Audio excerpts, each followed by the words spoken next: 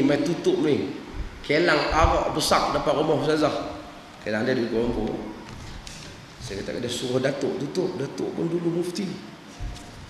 Dia kata Datuk tak larat dah, orang tua, orang muda dia tutup lah.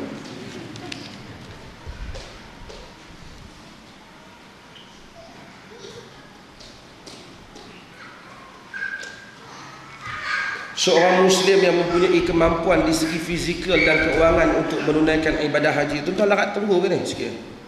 Haji dan umrah tetapi tidak menunaikan ibadah haji ataupun umrah, sebaliknya berangkat ke India, Bangladesh dan Pakistan untuk menunaikan tanggungjawab berdakwah.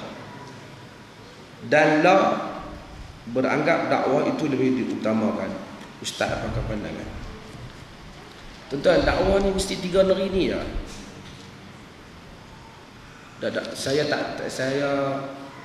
dengan menghormati semua jamaah yang berusaha untuk membawa apa-apa mesej Islam. Cuma kenapa bila kita sebut dakwah nak kena pergi 3 negeri ni saja?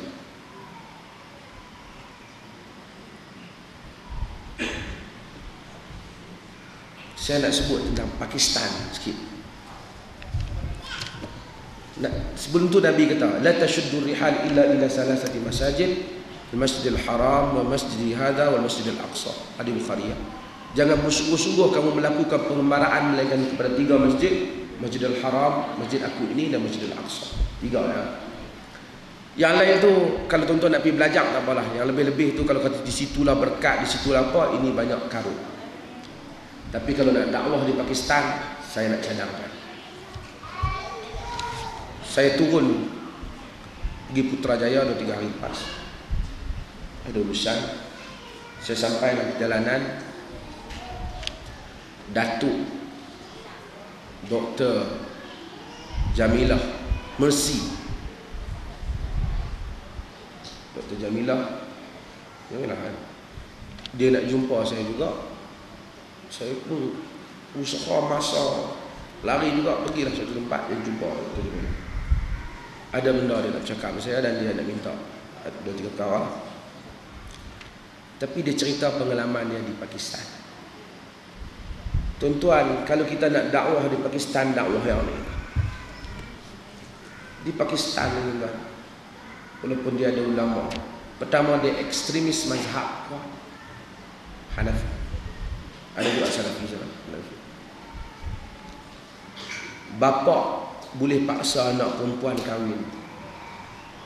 Itu yang dulu tuan-tuan tengok, yang dia cincang anak dia pasal tak mau kahwin dengan kawan dia. Dia bunuh. Pakistan. Pakistan ni dia ada juga honor killing. Dia apa?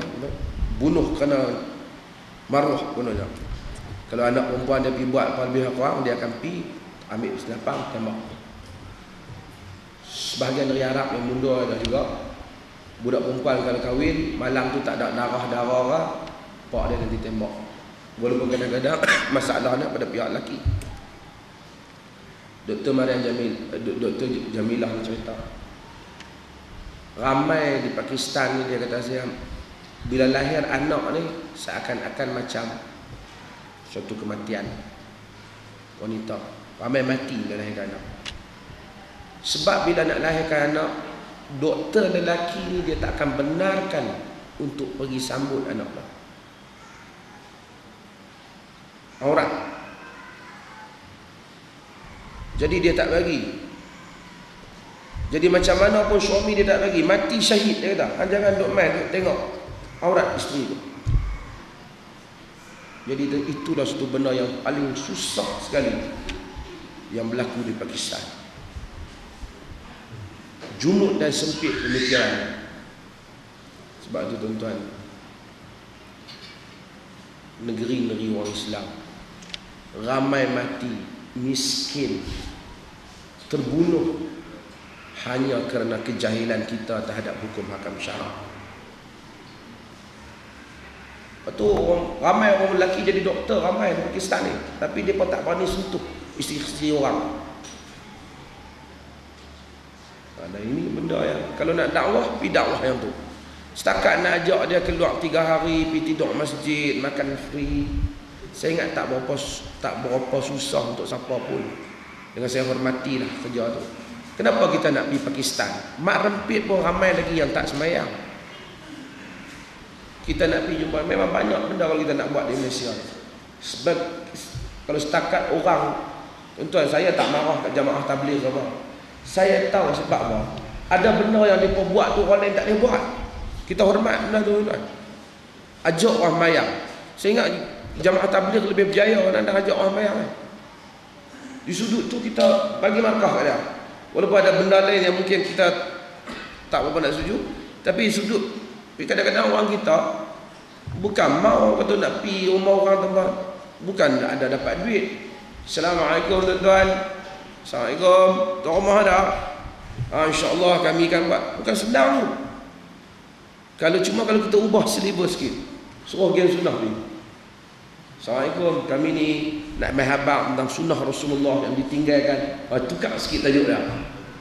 Dan masya-Allah di masjid pada ni ada bayan sunnah. Cantik lah kalau silibus tu boleh ditukar. Kan? Allah tu lihat. Ada lebih dan ada kurang dah, tapi Mekah hanya kerana nak pergi Pakistan ni memang salah. Ini satu benda yang menyangkut isu. Seorang yang mempunyai uang yang berlebihan ingin membantu peniaga kecil dengan meminjamkan uang dengan syarat pulangnya lebih. Contohnya 300, bayaran 350. Adakah ini termasuk riba? Tuan-tuan, sudah terang lagi bersuluh riba lah tu. Satu lagi tuan-tuan pun tahu dalam akhbar juga sebut tentang masalah orang lah ni dia kaya skim, kaya cepat internet, e-barrel apa